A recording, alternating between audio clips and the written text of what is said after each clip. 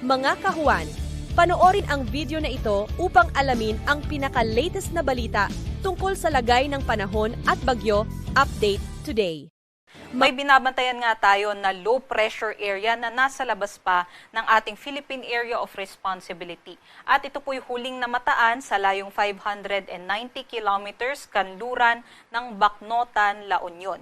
May katamtaman po ito na tsansa na maging bagyo sa susunod na 24 oras at nakikita nga natin ito po'y kikilos patungo dito sa may Philippine Area of Responsibility boundary. So pa-northeastward po ang kanyang pagkilos. At ano nga ba ang epekto nito? Sa nakikita natin, hindi po itong LPA mainly yung magdadala ng mga pag-ulan sa ating bansa.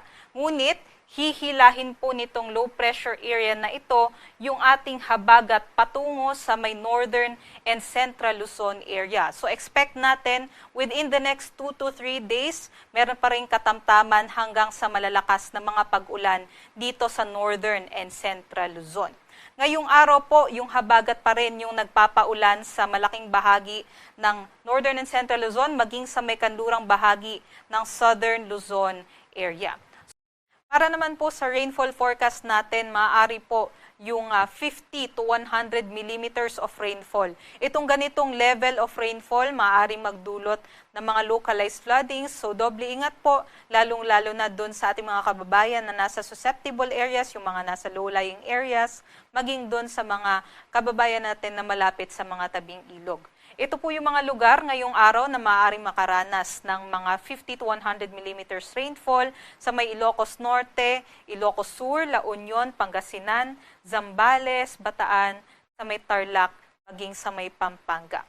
Bukas nga po dahil sa pagkilos ng ating low pressure area patungo sa Hilagang Silangan, inaasahan po natin na mas rarami po yung lugar dito sa Cordillera Administrative Region na makakaranas din po ng mga katamtaman hanggang sa malalakas na mga pag-ulan.